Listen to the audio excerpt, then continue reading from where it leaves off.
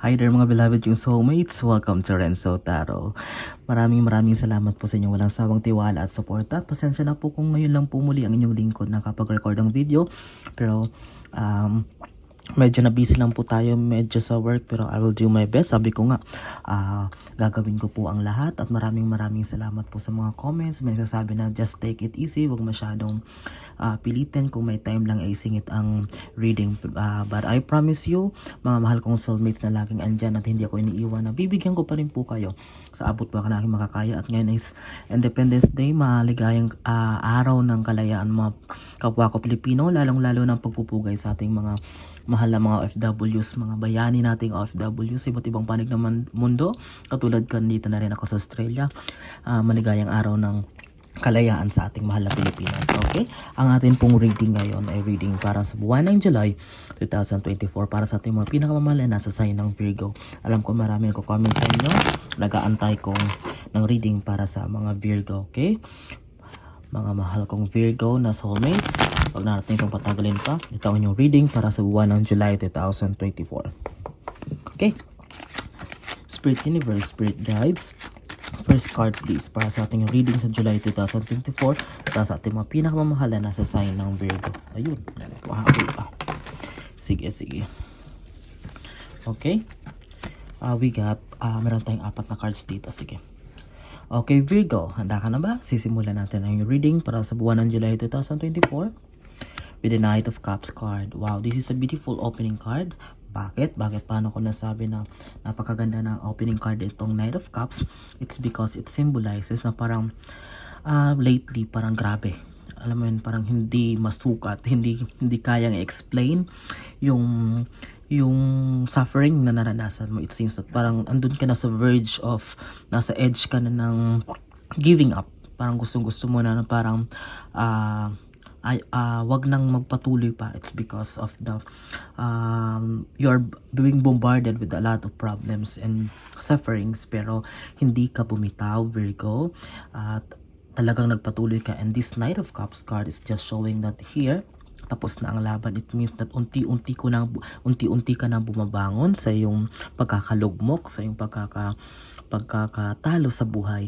And starting July 2024, unti-unting magiging maliwanag ang lahat. Unti-unting makikita mo yung pag-angat naman. Unti-unti mong makikita na, it's over. Natapos rin pala ang lahat. Akala ko wala ng katapusan. It's because tingnan mo, papunta na dito. Ibig sabihin, tapos ka na, galing ka na sa iyong malaking laban na yung napagtagumpayan. And with that, Virgo, congratulations. Okay? For your second card, okay. Tingnan mo.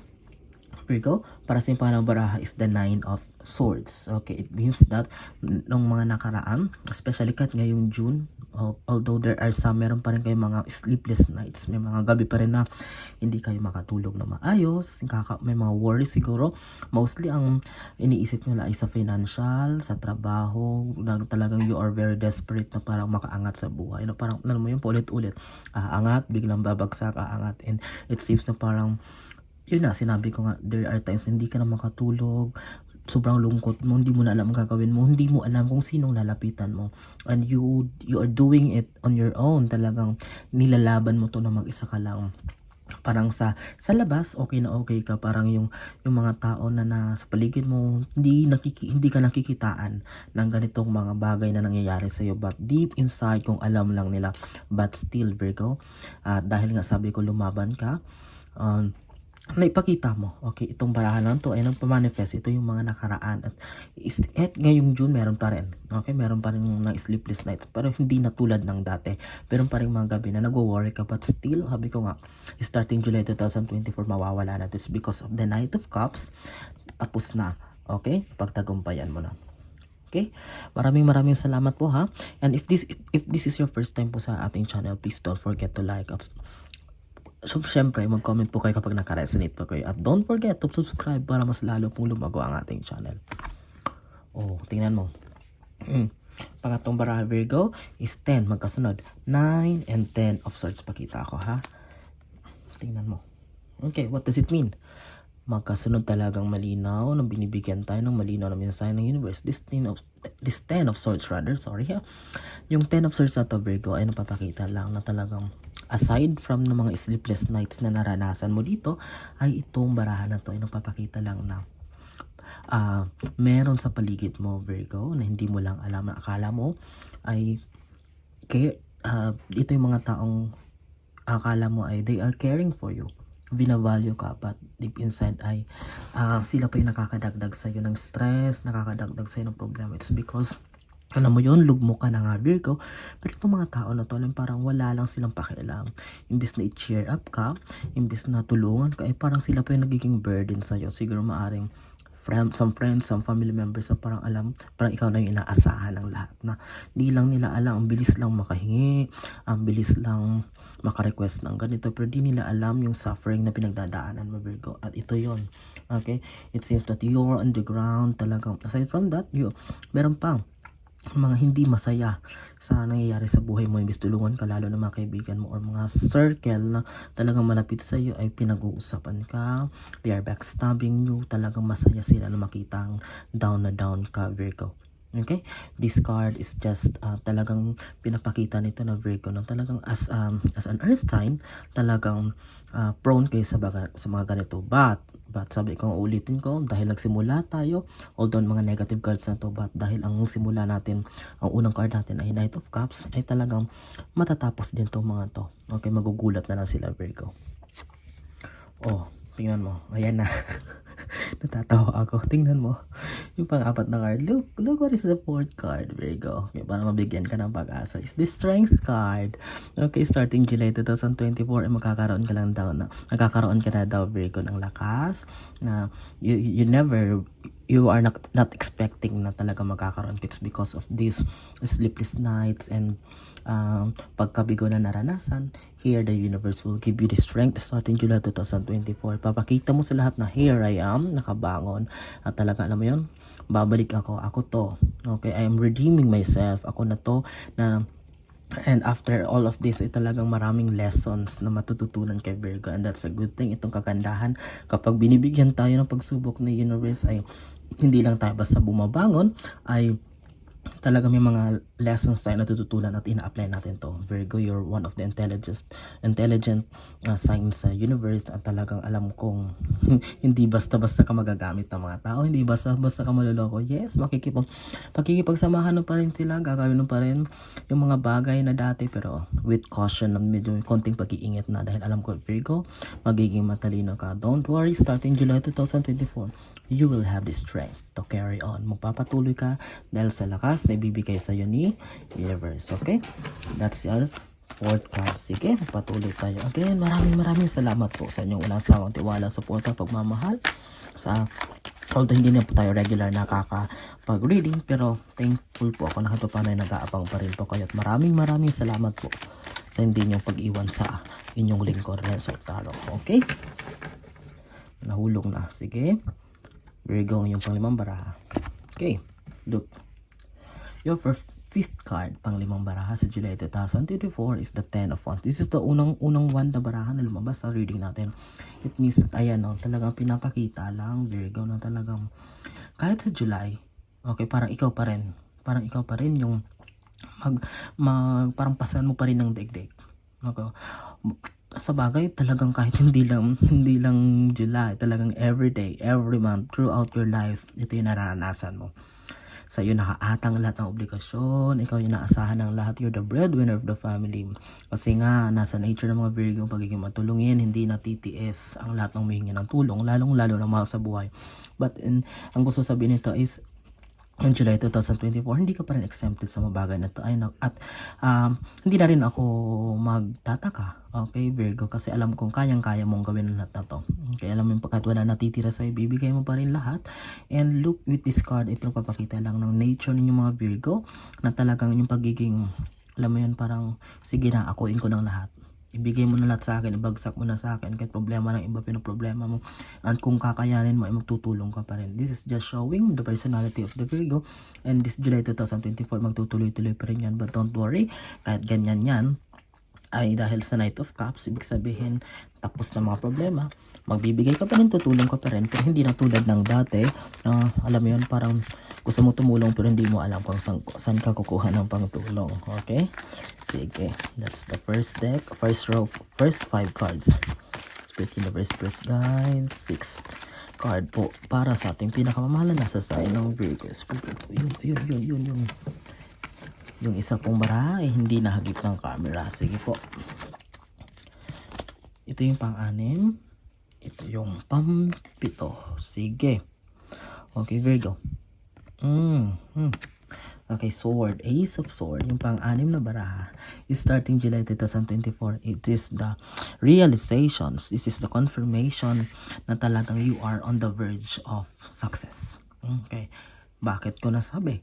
Kasi lumabas ang Ace of Sword sa kalagitnaan ng magkasunod na 9 at 10 of Swords na puro problema. Downgrade ka ng mga panahon. And here, Ace of Swords is going to, it's like a rebirth. Or, ito yung time naman, ito yung moment naman starting July 2024 na magkakaroon ka ng confidence, magkakaroon ka ng, alam mo yung parang hindi mo in-expect na hindi mo alam kung saan manggagaling itong parang you're oozing with confidence, okay?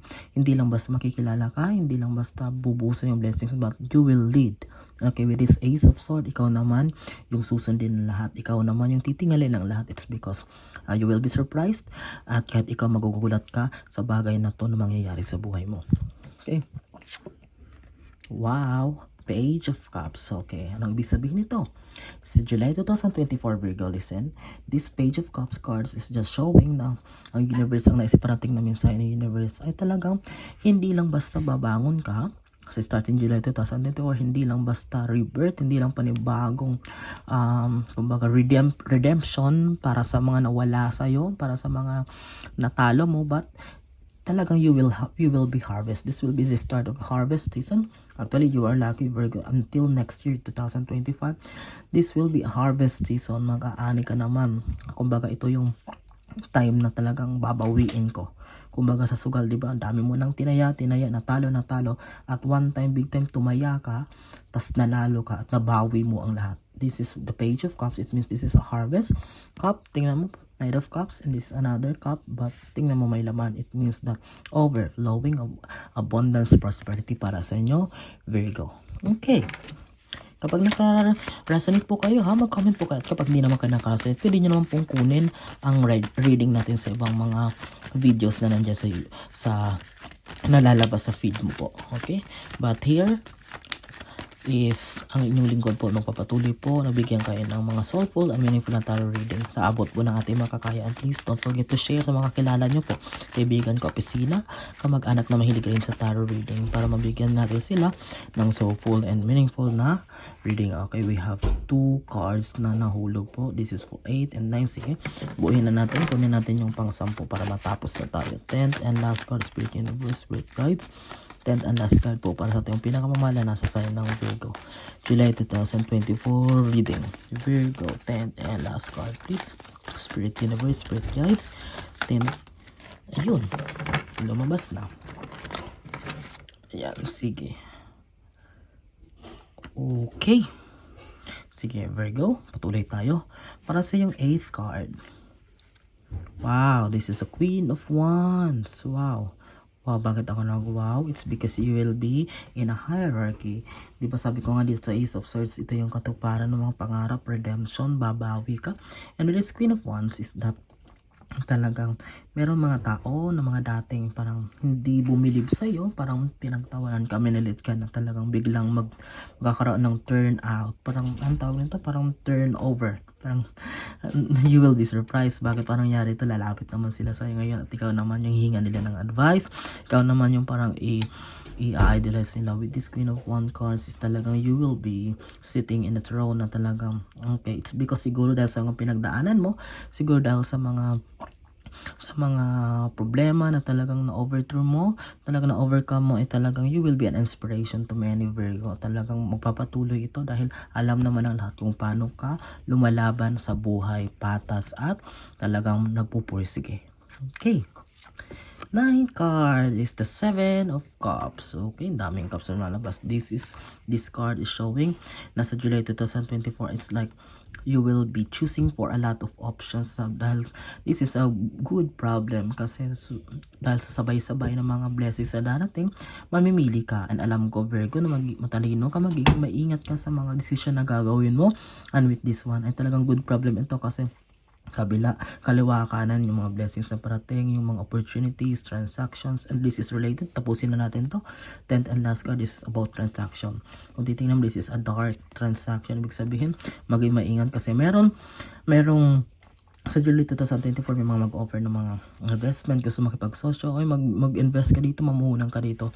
But maging matalino, sabi ko nga, tingnan mo, i-lay out mo yung mga options mo na mabuti, weigh the both sides of the coins kasi mahirap na kung masayang ang pera. But this is a good problem kasi bibihira na ganito na sabay-sabay ang mga blessings na bubuhos sa'yo. Maybe there will be a new job opening for you. There will be it's like parang accident lang na parang biglaan mo lang din naman plinano ng business pero magbo-boom pala. You will gain fame. Magsisimula ka na start ng mga maging content creator, YouTube channel or whatsoever, but hindi mo mamalayan na magbo-boom pala. Everything na talagang success will be unto you. Okay? That and last card, this is all about mag-iingat daw lang sa July 2024 Virgo sa mga transactions na ibibigay sa this is a dark. Ibig sabihin, although pera siya, pero alam mo yon, mahirap na umangat tayo na may talagang medyo illegal, parang or whatsoever na parang ang meron dito talagang prone kayo, Virgo, naranasan nyo na to, meron parang na-scam kayo or may mga taong talagang parang gustong-gusto trip ka na alukin ng mga bagay na parang alam mo yon, sila lang magbe-benefit and talagang iwasan mo na to, Virgo. And alam kong people pleaser kayo pero wag lahat i-entertain o mag-entertain man ay titingnan mabuti at maging matalino sa mga desisyon na gagawin. Okay, that's it. Ang ating isang napaka-soulful, napakagandang reading po para sa inyong pinamamahal kong Virgo. So, July 2024, pasensya na po ang inyong lingkod. Ay, ngayon lang na muli naka-reading pero I assure you that I will do my best in my time. Naisisingit ko mabigyan lamang po kayo dahil alam ko lagi kayo nakaabang. Maraming salamat po sa hindi bitiw sa akin dito sa Renzo Tarot Channel at andyan po lagi kayo. Maraming salamat. Mag-iingat po kayo lagi. Ano man pong ginagawa nyo, nasan mo po ngayon kayo ngayon ay mag-iingat po kayo at maraming salamat. God bless us all.